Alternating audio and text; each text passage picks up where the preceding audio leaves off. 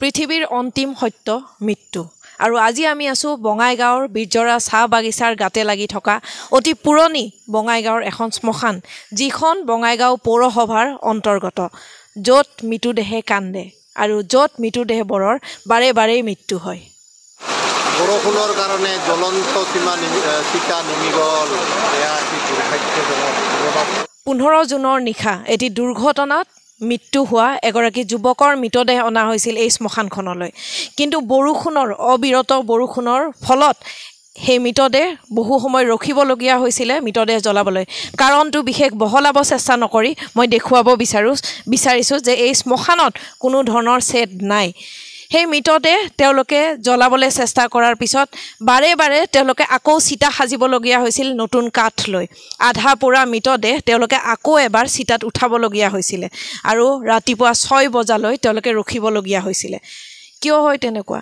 বাৰম্বাৰ অনুৰোধ কৰাৰ পিছতো, বাৰে বাৰে অভিযোগ দাখিল কৰাৰ পিছতো বঙাইগাঁও পৌৰসভা নিমাত কিয়? বঙাইগাঁও প্ৰশাসনৰ কিয় গা নলৰে? এই সত্য মানি লোৱাত তেওঁলোকে অস্বীকাৰ কিয় কৰে? গতিকে ইমানবাৰ কোৱাৰ পিছতো বঙাইগাঁৱৰ ৰাইজে ক্ষোভ প্ৰকাশ কৰিছে যে এতিয়া যদি বঙাইগাঁও পৌৰসভাই কাম নকৰে এই ক্ষেত্ৰত, তেতিয়াহ'লে হয়তো আমিয়ে কৰিব লাগিব। এটা পৰিত্যক্ত অৱস্থাত থকা এই শ্মশানখনত নাই কোনো লাইটৰ সুব্যৱস্থা। আচলতে আছিলে, কিন্তু সেই লাইটৰ কোনো মেইনটেনেঞ্চ তেওঁলোকে কৰিব পৰা নাই। বঙাইগাঁও পৌৰসভাই শৰাই নিৰ্মাণ, টাইলছ লগোৱা, ফুটপাথত টাইলছ লগোৱা কামৰ যদি এটা সামান্য অংশও যদি এই শ্মশানখনত ছেদ লগোৱাৰ ব্যৱস্থা কৰে, তেতিয়াহ'লে আজি মৃতদেহবোৰে নাকান্দিলেহেঁতেন।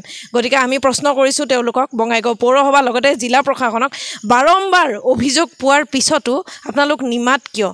হয়তো মুনাফা ইয়াত কম নেকি? আমি প্ৰশ্ন কৰিছোঁ। লগতে বঙাইগাঁওবাসী ৰাইজৰ ক্ষোভ আমি উল্লেখ কৰিব বিচাৰিছোঁ। এগৰাকী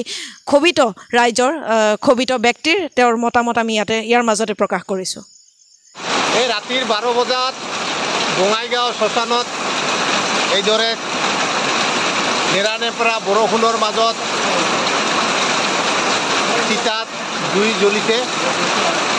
আৰু বঙাইগাঁৱৰ এই শ্মশানৰ এই দুৰৱস্থা যে বঙাইগাঁও চহৰত, বঙাইগাঁৱৰ চাহ বাগানৰ ওচৰত থকা শ্মশানখনত এটা মৰাচৰ দেহা পুৰিবলৈ এটা ছেট নাই।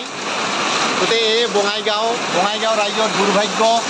ইমান কষ্ট কৰি ৰাতি এটা শৱদেহ পুৰিব লগা হৈছে, দাহন কৰিব লগা হৈছে। বঙাইগাঁওবাসী ৰাইজ আপোনালোকৰ ওচৰত বিচাৰ দিছোঁ যে বঙাইগাঁও প্ৰশাসন, বঙাইগাঁও টাউন কমিটি আৰু বঙাইগাঁও ৰাইজ, যেতিয়া আপোনালোকৰ এনেজনে পৰিয়ালৰ এজন ব্যক্তি নিহত হ'ব আৰু তেওঁলোকক এনেকৈ বৰষুণৰ মাজত কোনো চালি নোহোৱাকৈ দাহন কৰিব লাগিব, তেতিয়া আপোনালোকে নিজে নিজে অনুতপ্ত হ'ব যে আমি বঙাইগাঁওবাসী হিচাপে কি গৌৰৱ কৰি আছোঁ। নিজৰ এটা শৱদেহ আমি স্বৰ্গযাত্ৰাৰ সময়ত সুন্দৰভাৱে, শান্তিপ্ৰিয়ভাৱে আমি আজি দাহন কৰিব পৰা নাই।